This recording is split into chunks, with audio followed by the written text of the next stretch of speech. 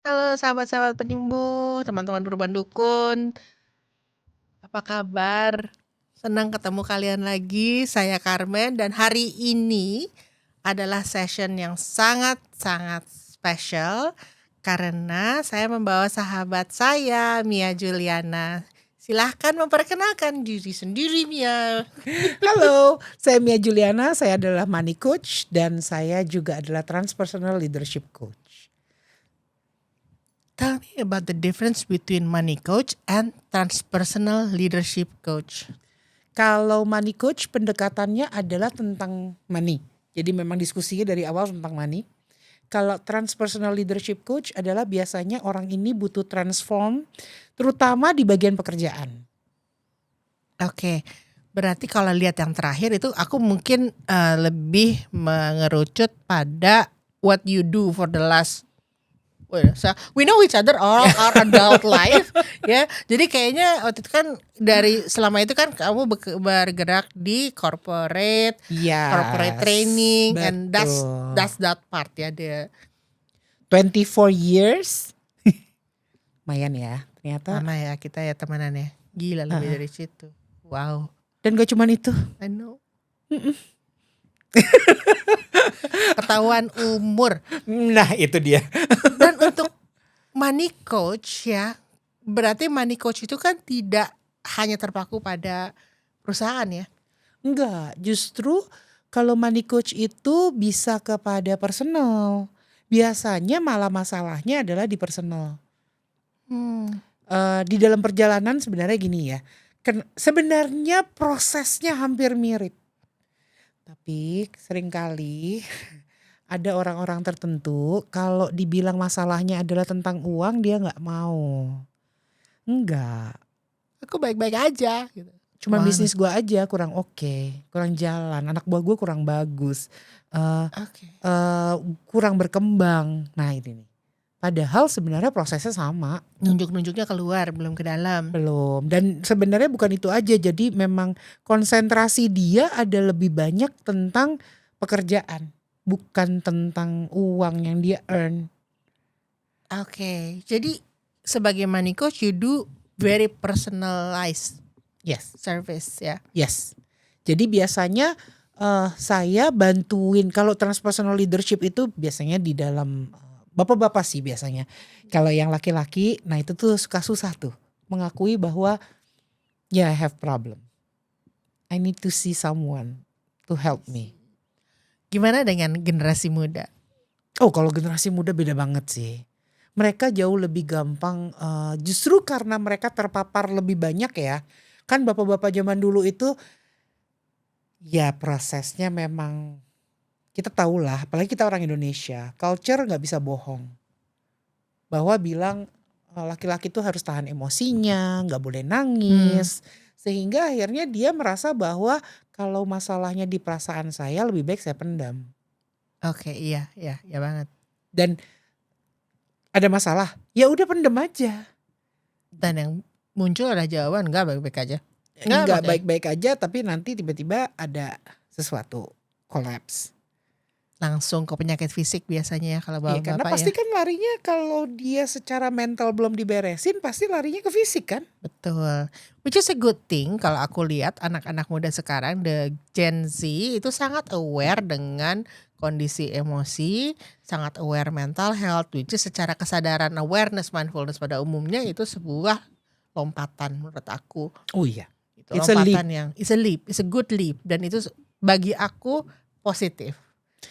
Bagi aku positif. Mungkin di beberapa orang melihatnya sebagai apalah strawberry lah bla bla gitu. Kita nggak pernah belajar secara baik dan benar cara kita mengelola dan meregulasi diri dan emosi, right? Itu. Dan rasanya juga dulu kita nggak pernah belajar cara meregulasi uang atau apalagi emosi. Because money is tabu. True, money was tabu. Ya, selalu orang kalau ngomongin uang tuh kayak yang udahlah gak usah diomongin. Never tell the truth about money, right? Ya kan? Gitu ya. Gak usah sama anak, gak usah sama pasangan. Padahal akhirnya karena fundamentals ini gak diajarin di rumah, kan banyak banget kayaknya anak-anak sekarang yang kesulitan mengelola keuangan karena lifestyle. Betul. Percaya nggak sih? Ternyata kan kalau kita nonton Dracin, drakor. Maaf saya nggak rajin. Saya kadang-kadang. I know.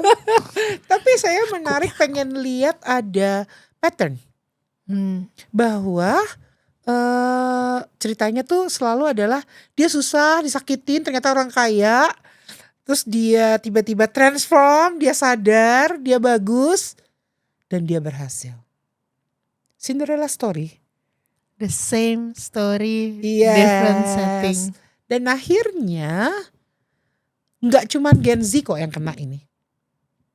Most of the Gen itu akhirnya berharap bahwa the rainbow will show at the end. Tapi jadi sekarang nangis-nangis saya dulu. Enggak begitu cara kerjanya. No. Itu is only another side of story.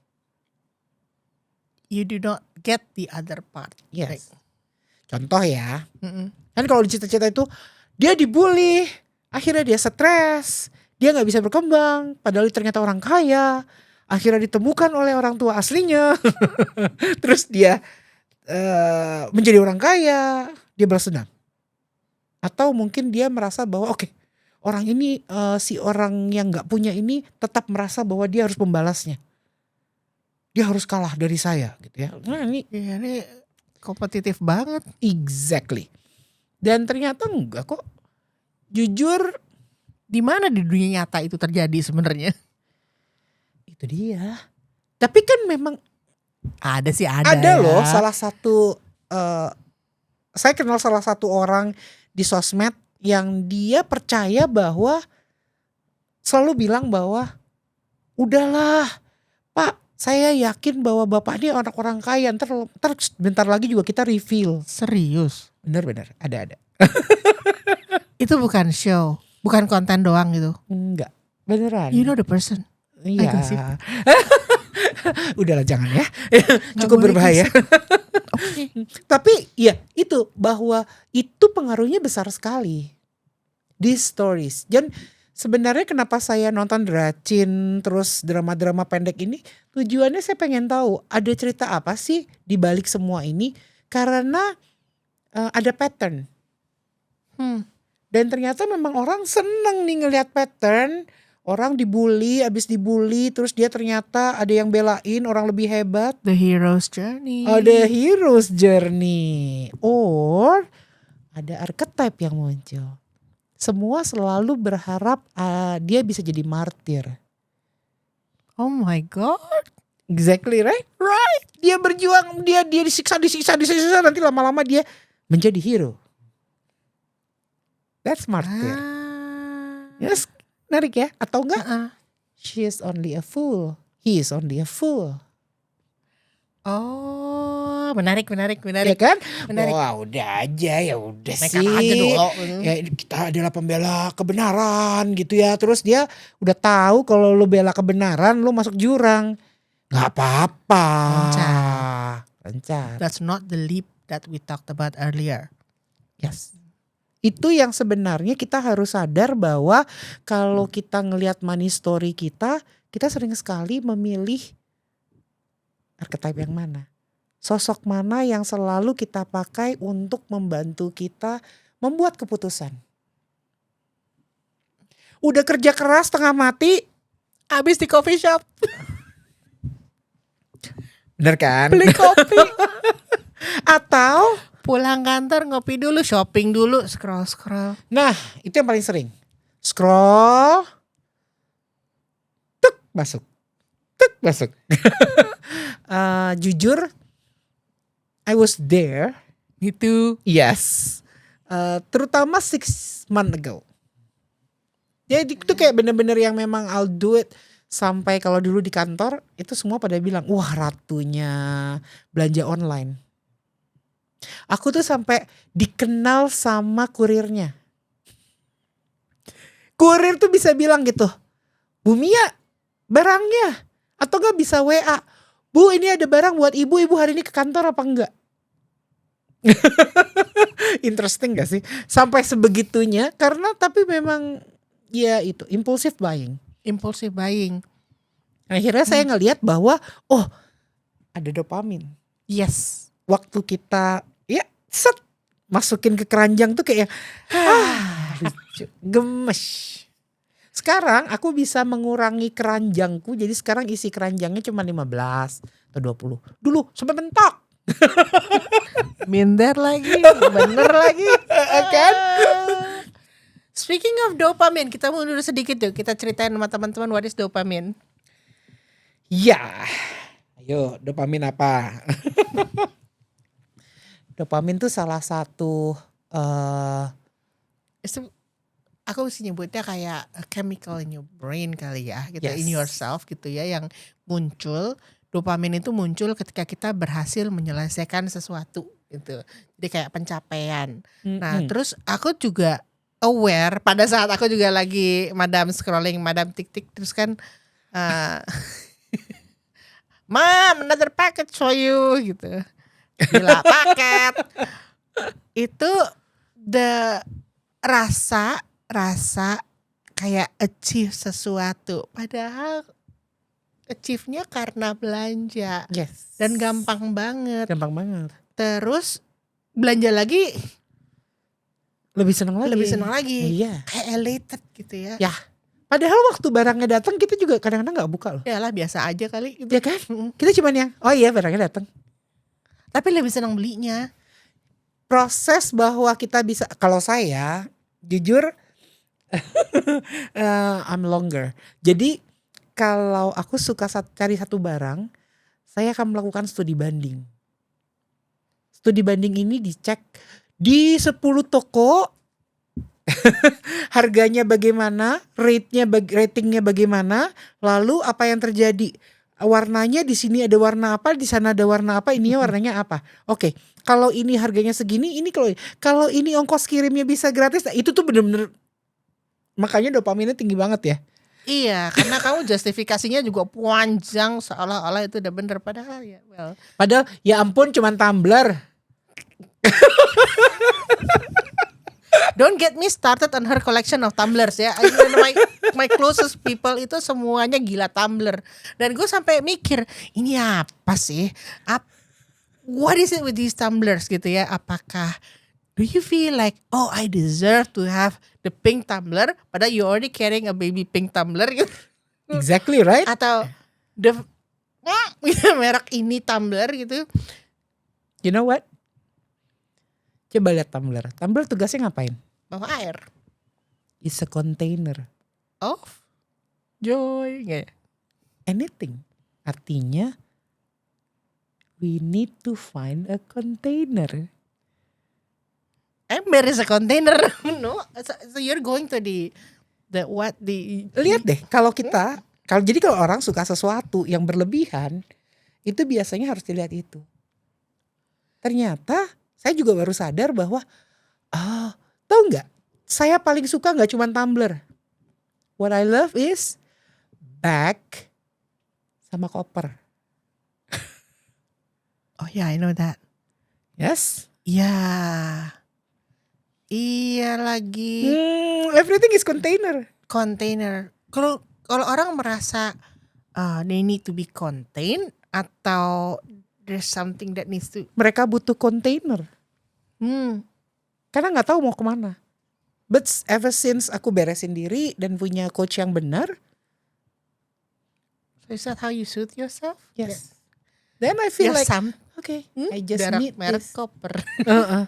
Iya kan? Iya. Aku masih inget banget itu anakku sampai bilang gini, jangan nengok mah. Apa sih? Samsonite lagi diskon.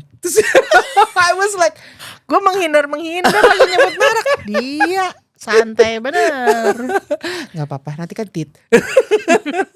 Tapi itu loh, ternyata setelah aku pelajari, karena ada satu orang temen yang ngomong gini, menarik ya Mi, yang lu cari itu bentuknya semuanya kontainer. Dia tidak bermaksud apa-apa, tapi waktu dia ngomong itu tuh Di sini tuh rasanya kayak terhujam. Zep gitu. Iya ya. Kenapa gue selalu cari kontainer ya? Apa yang salah ya sama kontainer? Kenapa lo butuh kontainer? Nah, you know. So, teman-teman semua, sekarang lihat koleksi kalian dan tanya pada diri kalian sendiri, kenapa ini penting buat saya? Silahkan tulis di kolom komentar di bawah jawabannya. Because everything in the world is symbol. Oke. Why your coffee is very important gitu. Why are you rewarding yourself every other day? Ya. Gue udah kerja keras nih, gue ngopi dulu gitu. Ini masalahnya di kopinya atau di rewardnya? Nah, ya kan? Ini makanya everything is symbols. Termasuk kali kenapa gue so guilt free la gitu ya. Belanja abis itu bingung ditaruh di mana nih barang-barang. Karena sebenarnya mungkin aja kalau memang kalau random ya. Kalau saya sekarang random karena tergantung kebutuhan. Tapi sekarang dalam proses kalau misalnya membeli sesuatu sambil mikir gini, ini aku pengen atau butuh? Atau mumpung diskon? Berarti kepengen. Mumpung Pilihannya diskon, cuma 2. kepingin Pengen atau butuh. dan mumpung diskon masuk ke Pengen. pingin. Pingin, Karena dia gak butuh kan sebenarnya. no, pingin, klik dopamin. Yes. Dan akhirnya setelah menyadari itu jauh lebih gampang. Karena terutama kalian ngelihat jangan-jangan beli kopi itu atau beli minuman-minuman. Termasuk anakku di rumah. Juga dia selalu harus beli sesuatu. Untuk kayak gitu saya suka nanya gitu. What should you buy? Kan di rumah ada. Kita bisa bikin loh. Nongkrongnya kali. Enggak juga. Enggak. Dia The ngerasa networking thing. dia ngerasa lebih tenang kalau dia bisa pegang si gelas kopi itu aja. Gelas kopi yang dari plastik itu. That's so interesting. Ya karena dia ternyata That butuh is so sesuatu interesting. yang dia percaya bisa dia hold. Ini aku tuh dulu mulai ke kedai kopi itu waktu awal-awal kerja karena Jalan Sudirman macet. Nah, jadi akhirnya ya udah nunggu redaan dulu gitu daripada ngitir pulang dalam kemacetan itu. Sekarang akhirnya ya udah macet aja karena ada podcast gitu. Ya. Tapi kebiasaan ngopi itu jalan terus. Ternyata dan orang-orang sekarang pergi ngopi atau ngapain lah ya, maca kayak apa untuk alasan-alasan lain. What's your takeaway menurutmu? Jangan-jangan selama ini menurutmu how you can breathe pada saat ada di kedai kopi. Can you breathe? Now? Aku aja kayaknya gitu. Teman-teman kan gimana? ceritanya- Ada yang rasanya Can I breathe? This I is could breathe. interesting karena waktu kamu cerita tadi lo tuh ngomong bahwa pulang kantor sebelum pulang kantor karena macet, so tunggu semua reda baru bisa pulang. Means you breathe there, right? Iya. Abis duduk, hektik di kantor, ngopi. breathe, baru pulang. Ada apa di rumah? Kenapa I need to breathe outside? Atau enggak memang kebiasaan aja harus breathe outside. Oh, I could go out in the terrace, no? Why don't you? Why didn't I? Nggak tahu dulu. Nah itu dia. Karena merasa macet. Ada masanya nggak punya teras sih karena tinggal di apartemen. Iya bisa. Tapi kan bisa diluarin dulu. Ya, oke. See? You need to find a place to breathe. Oke. Jadi kalau ditanyain impulsive buying karena beli kopi, tunggu dulu, lihat dulu, ini yang mana. Tidak semua hal sama. Nah itu pentingnya coach untuk memperhatikan. Di kalimat kalian, bagian mana yang perlu saya belah? Di kopinya atau di breathe-nya? Di jeda itu. Betul, nafas ada itu, jeda nih. ada jeda. Dan kalimatnya menunjukkan bahwa aku bisa tenang dulu I di situ. know. Tunggu. I know because I need to be alone. Iya, exactly I right. need to be Begitu alone. sampai di rumah ada kesibukan lain. I'll be with people, with my family, but I need to be alone, and that alone time. Oh, gimana? Masih mikir-mikir mau cari money coach. Jadi biasanya kalau saya tuh bener-bener pada saat mereka cerita, I contain the stories untuk dengerin bagian mana nih yang sebenarnya menjadi hook penting untuk dia sadari. Kalau untuk anak-anak muda sekarang ya, say our kids gitu kan, mereka generasi baru. Yang tadi lu bilang perlu pegang kontainernya gitu. Lu pernah perhatiin nggak? Atau mungkin klien lu ada Tahu yang nggak bisa kenapa share gue di bilang sini? dia butuh pegang kontainernya? Karena pada saat aku bilang udah malam jangan beli kopi, dia beli coklat loh. Yang penting pegang gelas itu. Iya. So it's never actually about the coffee, the glass, the matcha. It's No. about something else. It's about something else, something to hold. Tapi karena anakku sendiri kan kita nggak bisa pegang kan. You know, tapi paling diajakin ngobrol untuk to aware about this. Semoga kamu aware dengan video ini. Silahkan Mia, your last word on the session. So teman-teman, kalau misalnya kita punya impulsive buying atau punya kebiasaan-kebiasaan tertentu yang kita nggak sadar, perhatiin benar-benar. Ini pentingnya, karena biasanya pada saat kamu harus perhatikan benar-benar, itu yang sering kali terjadi adalah you do denial.